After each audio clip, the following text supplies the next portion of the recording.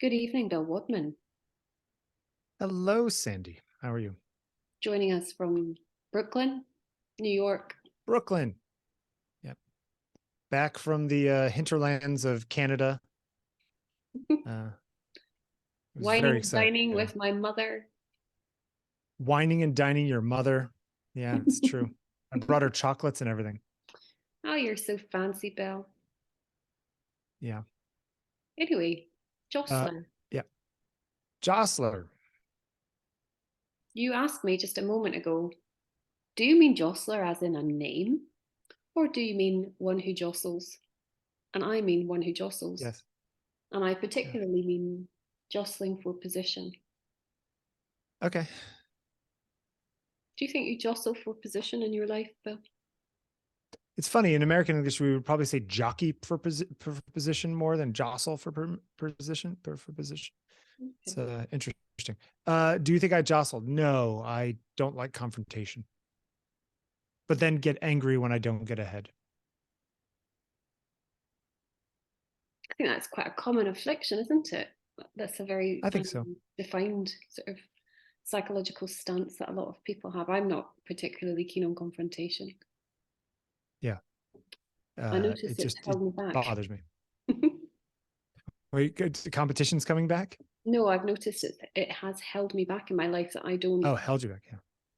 I don't seem to have uh, the sense that other people do to. It's not standing my ground because I'm quite defiant, but I won't confront.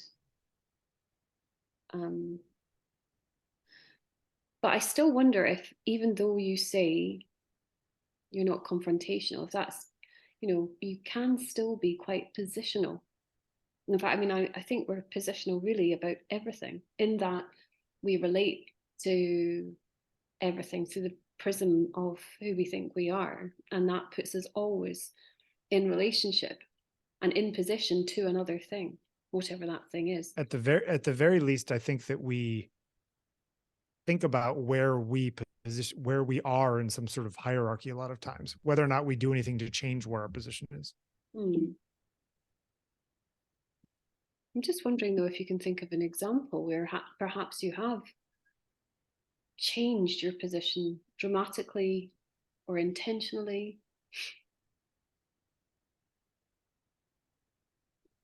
or Good indeed if question, you've actually. observed others putting you into a position. Well, I guess the question is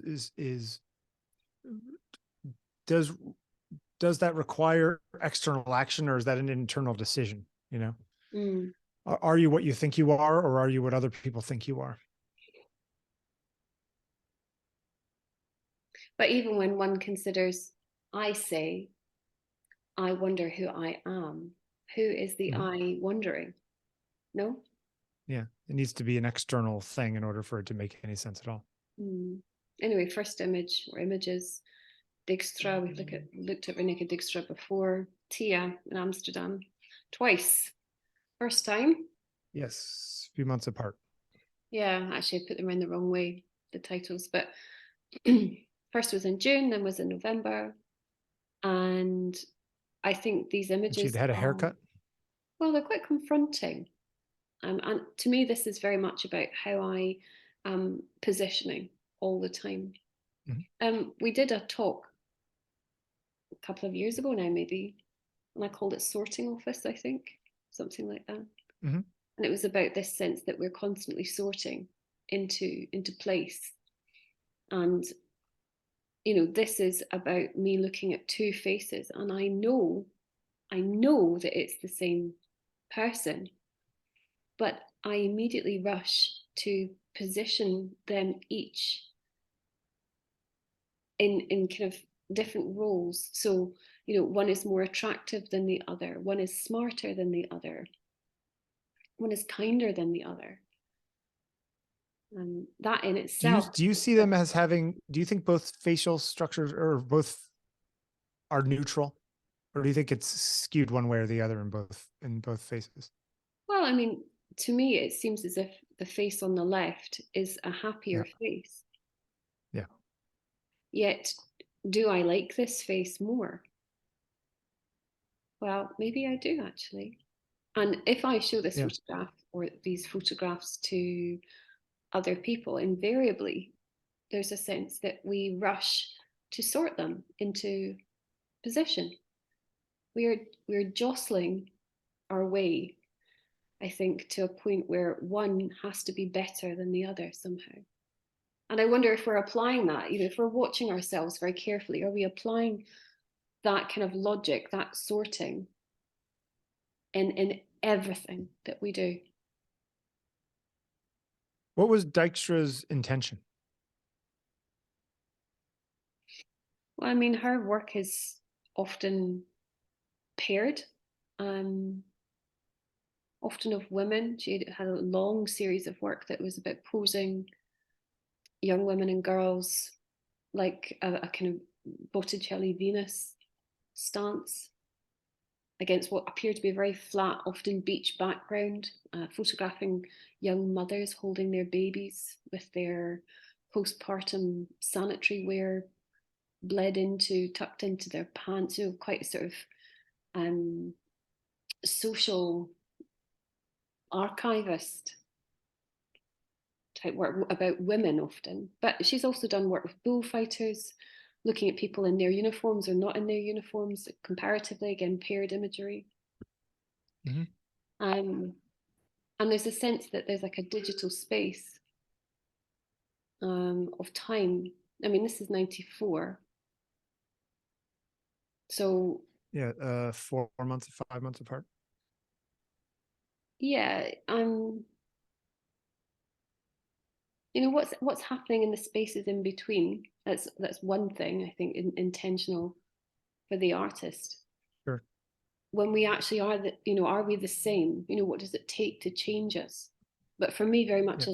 as a viewer, I'm thinking, what does it take to make us good or bad?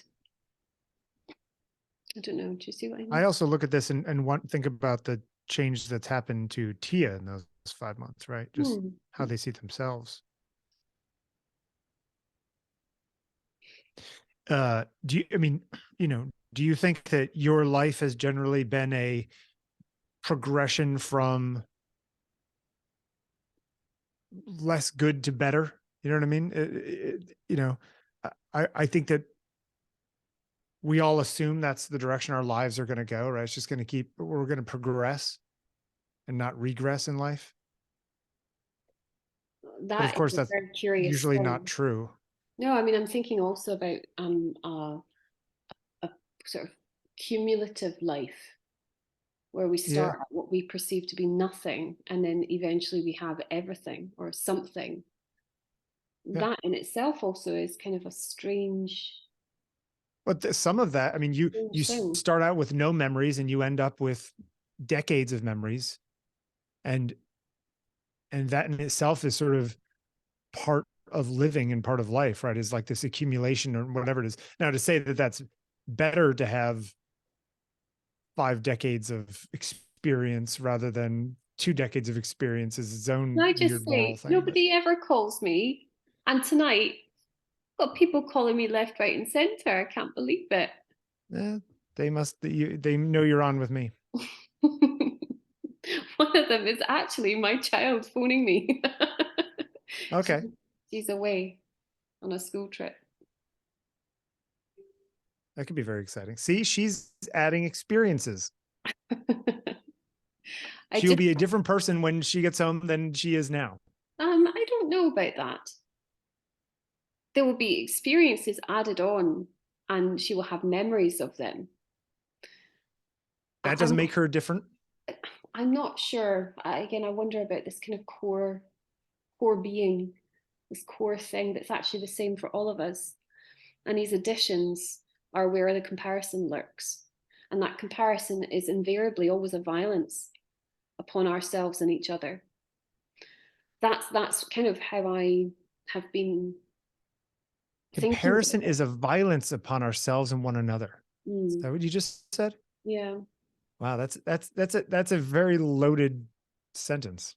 I know, but it really strikes me that we are looking to find something that separates us. And well, we don't need to look to find things that separate us.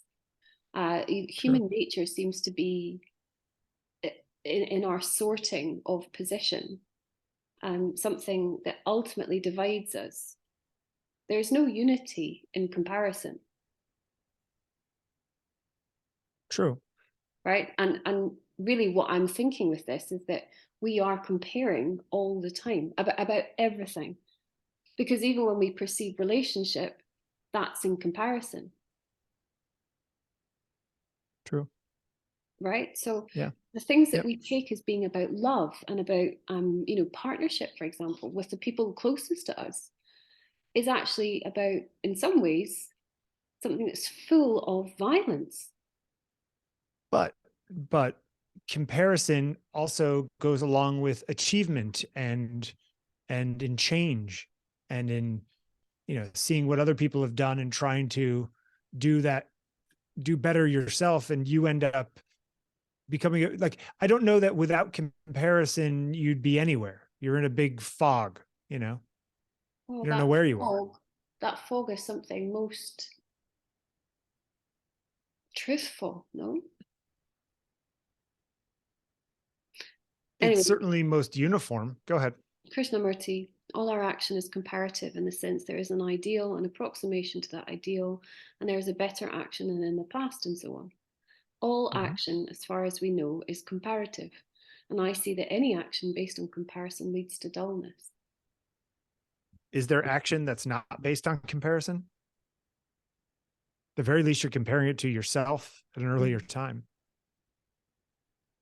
I mean, this is where it can appear to be quite bleak when reading or finding out about Krishnamurti's teachings, because it can seem that really what is said is something that actually is very negative about humanity. But also in thinking of it and considering what these words tell me, I think for myself about it, and I think, well, anything that is comparison is dull.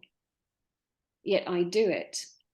I see also that, as I said, comparison is a kind of violence. I don't consider myself to be a violent person, yet I know I must be. And it pulls me up. Isn't all art history comparison? Right? If I don't compare this fog you speak of, what is it? I mean, I think that's the hard part. I think this is one of those things where people can rail against it, but I don't know that there's any real alternative, speech is inefficient and not great at explaining ideas to another person. All right, what's a better idea? Painting? Is that more exact? Or, music? It's like it's always a compromise, right? Go ahead. Well, I'm just going to go back just for a minute. Yeah. In comparison, am I comparing myself to her, regardless of her being them? Or am I comparing them, but in so doing, am I ultimately comparing to myself anyway? That's interesting because I looked at those pictures of that woman and in no way did I have myself any part of that element. Oh, so I wonder, it's a good I'm question. sorry, Bill, can we just scrutinize that a little bit more? If you were I know, I in the sense that I was looking at this, I certainly was not comparing her to me. No. I was comparing her to her. Yes, she was in comparison, but because you were comparing at all, that is in relationship with you. Sure, but I honestly hadn't even, until you said that, I went, I didn't even, like, me did not even come into my thought process. But what I'm saying is that it's your judgment that enables the comparison. So ultimately, well, sure. Then, though you might not be comparing in the way ahead. that I could lazily say, well, I'm comparing her, is that one prettier than me and that one less pretty? Or, like, yeah. Right? This is still a comparison. So the lazy comparison is compare the two women with each other. But the truthful comparison is actually looking at ourselves and how we compare them, because in that comparison that we make, it's actually about us and the relationship we have to them, to the world. and the prism through which we see everything.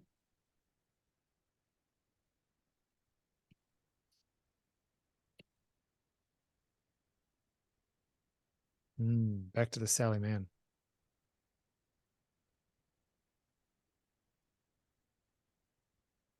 The terrible picture. That's what Sally Mann titled it.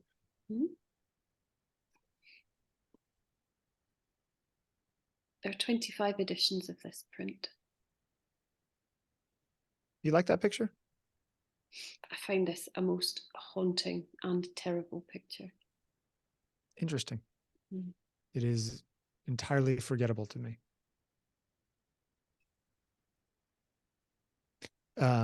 What about it? Well, it's the noose. The child in the noose frightens me. Yeah, but I can't unsee it. Yeah, well, it's funny because I was looking at what looks like a necklace around her neck, and I was looking at the vertical stick coming down or whatever it is behind it. I did not put those things together until you said that. Really? Nope. It's a dead child hanging. Well, sure. If you it's not actually a dead child hanging, but like Of you course could not. see it that way. Yeah. Okay, but in my position, Yeah. maybe, I mean, I'm just going to go out on a limb here, but as somebody who has watched in horror as my own small child has flung herself off tall branches and gone on rope swings, sure, and thought it was a great idea to entrap herself and river swings, and all these things come into relationship when I see this. So an unavoidable seeing of that particular image, the image that's in comparison with my experience, is the thing that imprints me forever about this photograph. Yeah. See, it's interesting. As someone who does not have children, I don't see it that I didn't even think of it that way. I mean, I can't know for sure, I mean, but I suspect I still would have seen it had I not had a child. Do you think this was an intentional composition, or do you think it just so happened this way and she took the picture and she saw it that way and that was the case? Well, I don't know actually. I don't know if she called it the terrible picture because of that. Yeah. If like me or me like her actually had taken the picture in much the same way as always, I suppose, in the lead up to the publication of Immediate Family, where her own children's bodies were kind of part of this gothic narrative, this sort of quite strange dialogue with childhood and emergence, and all the things that one could say about Sally Mann's work, but that perhaps in lens she didn't see what she then saw once it was printed and so titled it the terrible picture. That's what I'm going to assume about it, although I don't know for sure. But absolutely, my relationship to this photograph is forever altered. As I said, once seen, it cannot be unseen in my mind's eye. So it does not matter how many times I tell myself the child is alive, the child lives now as an adult. I cannot unsee the thing that I've perceived in it, and that is about my position and my imposition, by the way, on something that is given me as a gift of photography or of art. And again, doing this all the time, watching myself do this all the time, imposing myself everywhere, as we all seem to do. Yeah, it's interesting because, I was telling you earlier before the show, before we started recording, that, I got some bad news last week. And one of the first things I did was call family members that I feel somewhat parental about and admonish them or make them promise me things. And I felt that way about real events. I mean, if you showed me a photograph of, you know, um, an African American man slung up in the 1920s or something, right? Lynching, I would feel that way. Maybe because I know Sally Mann is not that kind of photographer, I did not put that meaning on an image of hers. You know what I mean? But Sally's work, I see it. Yeah. is very much about death and sex and Yeah, sure. But not like violence, you know? oh, I think there's horrible violence in childhood, isn't there? Sure. But that, there's horrible violence in life. So, is every picture of people horribly violent? No. No, but I think the dirty bodies often, the other photographs like Damaged Child, for example. Sure. The But child. interestingly enough, she wants to play it both ways in some ways, right? She wants the mud, the dirt to be emblematic of playfulness in childhood, but it is also being dirtied by life and no longer pure. You know what I mean? Like it's sort of both sides of things, which of course, in living, you're going to get dirty and you're no longer pure, whatever purity the hell meant, when you came out. So it's yeah, it's interesting. I don't know what it is about her work. I think some of the pictures are beautiful, but they don't mean anything to me. They feel like they're trying really hard to mean something. And I mean, they do mean something. Like you could explain them all different ways, but in such a way that it doesn't emotionally impact me. It intellectually me goes, yeah, okay, that's clever, but sure. Interesting. Now, as far as, your title today,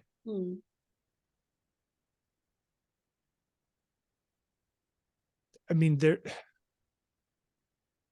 how do you compare to this? How does anyone compare?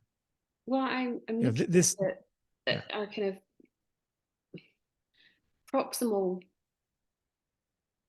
What is my distance from this as an experience? Even that is a position. In that, do I relate to this? Do I identify with this? We've spoken about Sally Mann's work before, as has anybody who speaks about photographs, it seems. And possibly rightly so. You might not feel emotionally charged by them, yet they are possibly, in many different ways, a very interesting archive of photographs from, a now actually quite difficult past. The 80s and 90s. To you and it's I. funny. It always felt to me that they were out of time, and she was trying to recreate Eden in her photographs. Maybe a little, but also, isn't it unusual that you and I might talk about the 80s and 90s? And when we do so, we forget. And we were there. Well, we were there, but that's why it seems to us the 80s and 90s, we talk about it, and it is actually a long time ago. Yeah. Relative to a human lifespan. Sure.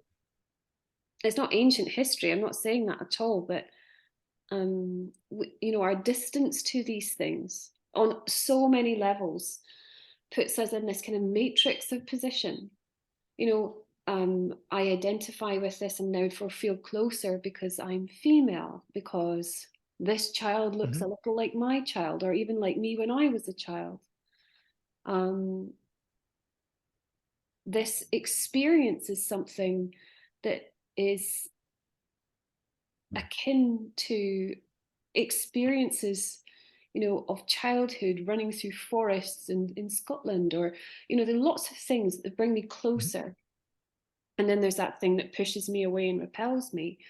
All of it is putting me in a place in order for me to relate to this better or worse.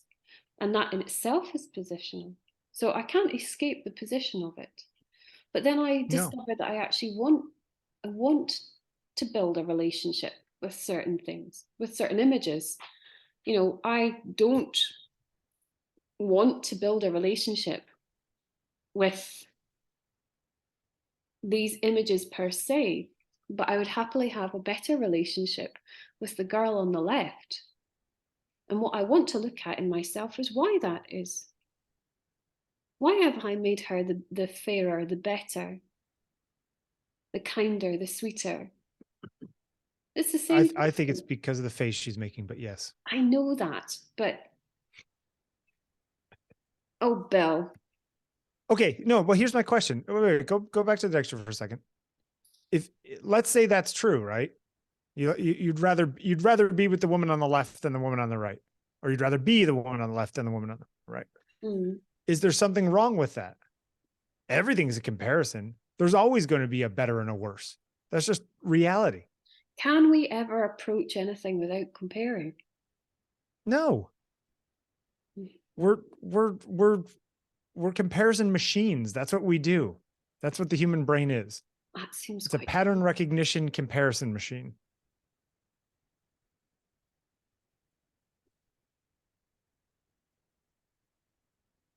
This Look is at all these a while. generic white men in caps. Mm. So Ari Verslui, Ellie Uyttenbroek, also Dutch, like Dijkstra. Mm-hmm. Actually, all of this work is from, one could argue, quite a narrow window of time, late 80s, early 90s, that we've seen tonight. All of it's photographic. And this work is from a series that is still ongoing now, Exactitudes, begun in 94. This is from 2014. Ellie Uyttenbroek is classed as a profiler, whereas Ari Verslui is the photographer.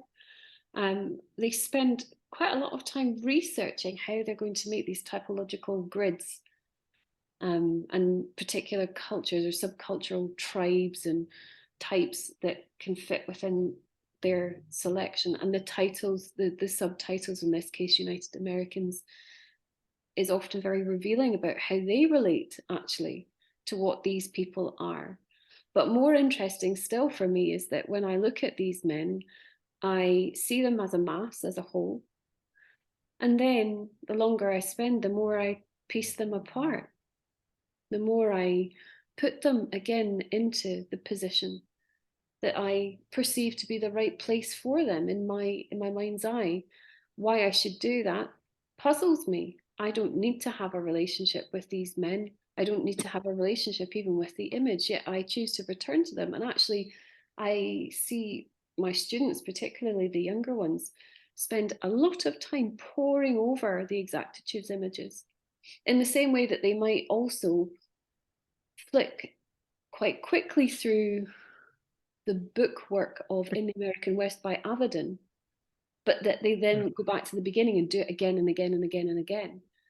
It's like But we the just. funny thing about the American West Avedon stuff is that each one of those images is far more different than these, right? The whole point of this is that they're typologies. Yes, of course, but what I mean is that even in the Avedon book, which is one of the most precious things that I think I owned. Funnily enough, I mean, I had that book given to me as a gift when I was still a teenager. I couldn't believe it. It was the most special thing to have this big, very expensive book, and Mm-hmm. um, that was like an ultimate exercise, really, in comparison. And again, to do with this, the comparison of myself to them, and then between them. Whereas with this, we're fed a typology. Yeah. That's the intention. But even still. You know what's interesting about this for me as an American? Mm. I see these 12 men as basically one person. Like I don't compare them. This just feels like sort of 12 shades of a particular color of gray or whatever. You know what I mean? Like it's yeah, sure, they're different, this guy's wearing a red hat, this guy's Asian, this guy's, you know, has glasses in his pocket.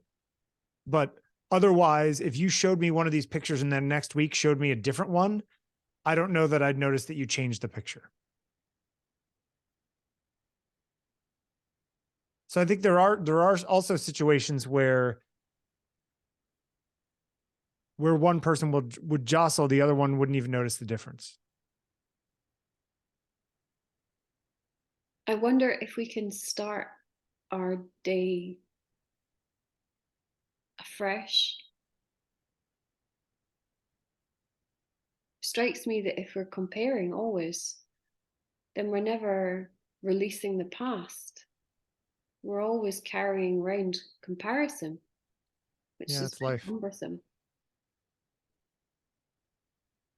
It's also knowledge. It's learning. It's, you know, it's so you have more information for the next time you compare and you can make better decisions.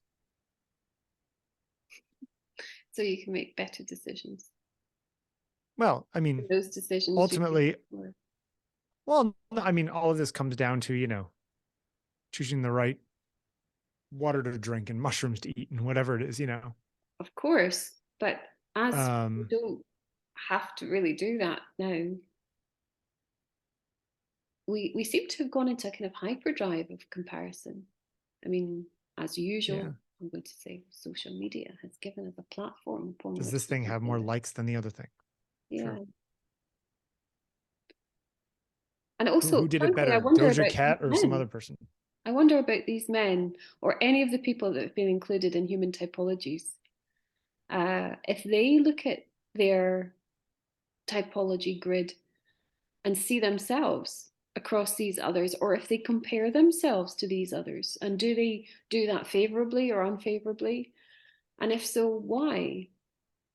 Yeah. Do they see themselves as one of, if you showed the other 11 to any one of these guys, would any of them rebel and say, I'm not like those other 11 guys? In the way that I look at this, and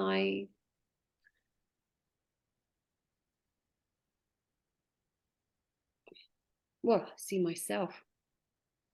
Yeah. Spoken about this before with Mann's work. I just see Yeah. myself. I'm in comparison, but the space between me and it, she and I, is psychologically, at least, it's fractional. Yeah. It's so weird because I never look at pictures of children and see myself. Never. Even pictures of myself as a child, it's not me.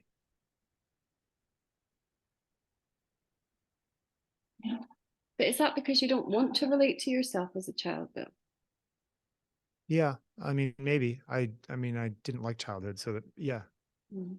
Well, we have talked But about this before yeah. on the So I show. mean, it could be that it's just like, well, it's uninteresting to me and it's temporary, and eventually they're going to be adults.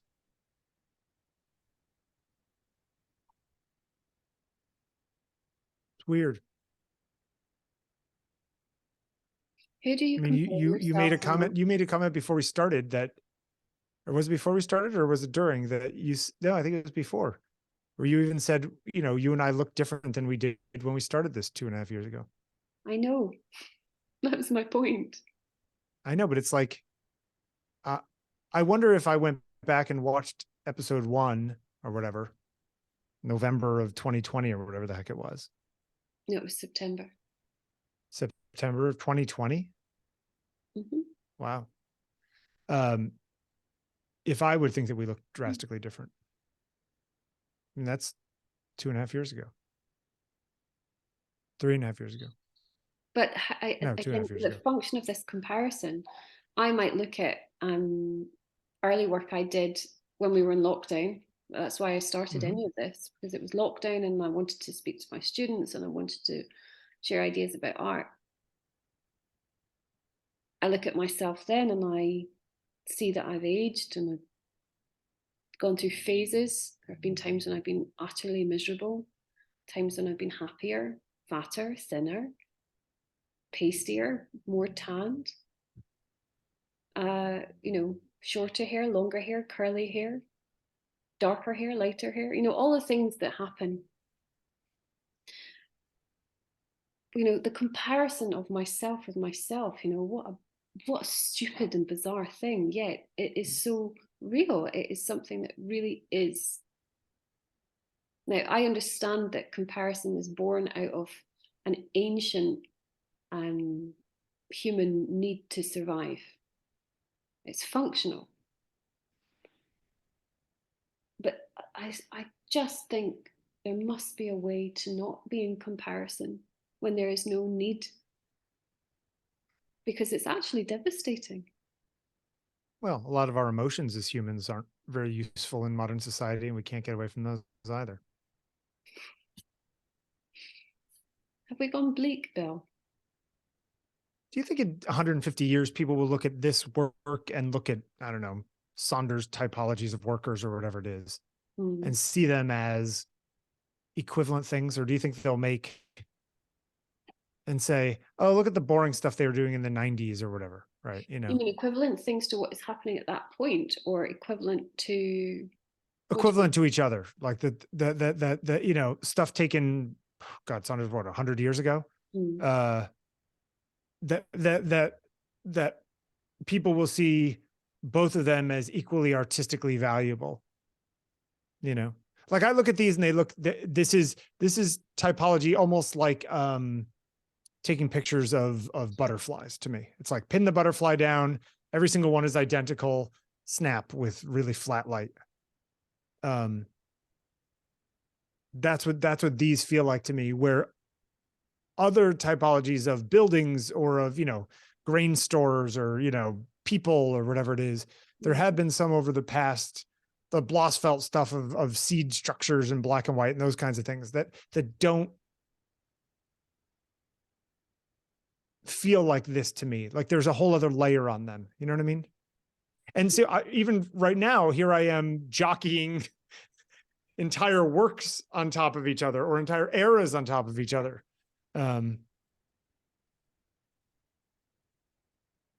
Yeah.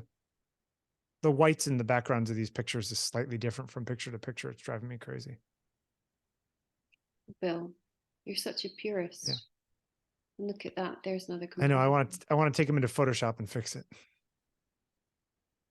Well, for better or for worse, Bill Wadman. Thank you, Sandi. Thank you.